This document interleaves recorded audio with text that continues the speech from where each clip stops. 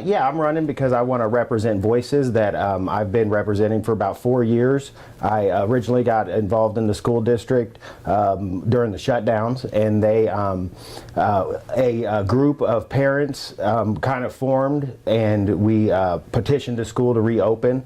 And in doing so, we realized that there was a lot of issues going on in the school district. It was the first time I started really getting involved in my kids' education. I got 3 kids at Columbia Public Schools, one in elementary, one in middle school, and one in high school. And after hearing a lot of things, we started asking questions and just got a lot of pushback. The district wasn't used to being held accountable by the community.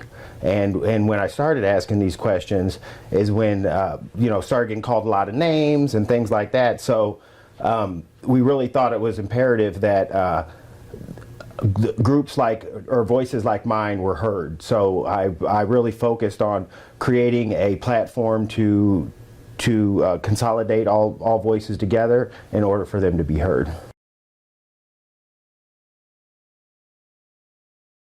I think it's better than when I first started getting involved in the district. I think they are asking more questions instead of being a rubber stamp for the district administration. There has been a new superintendent that's been hired, and I think he has a lot of great ideas and is moving the district in a new direction where previously it wasn't going. I've actually ran last year for school board, and in that I brought up a lot of issues that now the district is starting to look at. And so I think the new superintendent and a few of the new school board members that were elected last year are really raising good questions. And so it's moving the district in a direction that I like, but I think it could be faster. I think it could be, I think the superintendent needs more support, and that's why I put my foot in the race.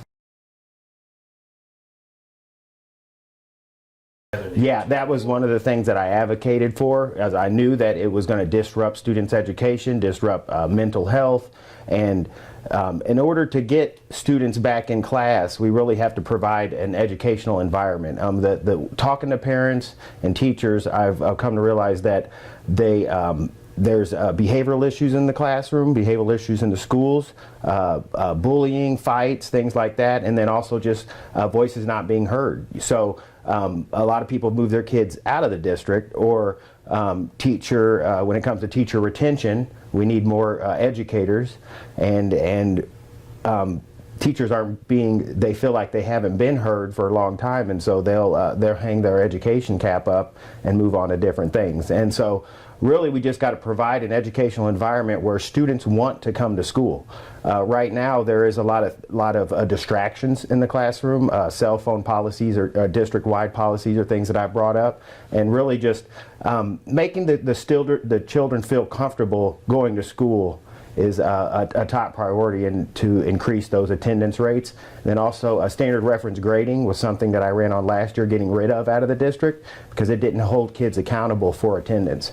And so I think that was something that has been being implemented for years now, and it's really had a negative effect on academic performance and attendance.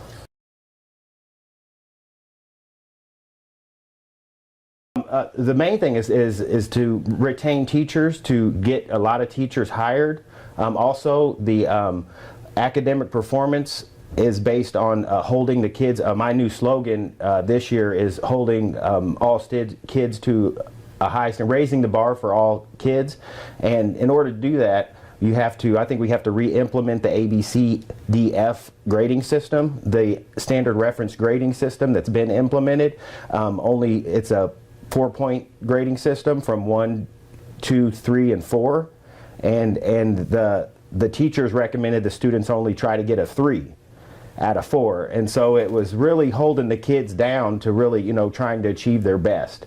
And so to bring academic performance up, we got to hold all the kids to the highest bar possible, and to promote trying to do your best, and if you're telling them to get a 3 out of a 4, then there's just something not connecting there. And so really getting rid of standard reference grading out of the district is going to help with that academic performance, but it's providing a school educational environment, and so that's one of the reasons why I've advocated for a district-wide cell phone policy, because we have to take those distractions out of the kids' hands, out of their pockets in the classroom, so they can focus on what the teacher's trying to do, and the teacher can actually teach instead of trying to manage cell phone usage and stuff like that.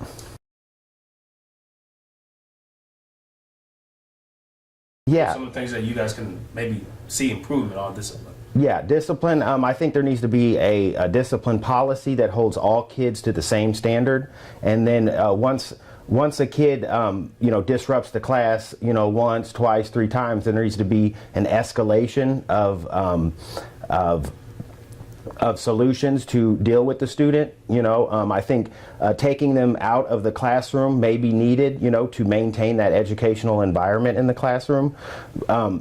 When teachers have to keep dealing with behavioral issues, then they're not teaching, and so we really need to focus on providing that educational atmosphere in the classroom so they can teach and do what they love. Standard reference grading is one of the things that it didn't hold kids accountable for their behavior, and so therefore it wasn't tied to their grade, and so they're just more likely to keep acting up in class, and so we really need to implement things. One of the things that I've mentioned is alternative schools. When I went to school, there's Douglas for high school. I've talked about alternative schools for middle school as well, in order for kids that have behavioral issues can go and be in a smaller environment with teachers that specialize in social and emotional learning or things like that, to try to get them back on track. One of the behavior things that I know that they're implementing a lot in CPS that I don't think is, it might be good 1 or 2 times, but is the this restorative practices.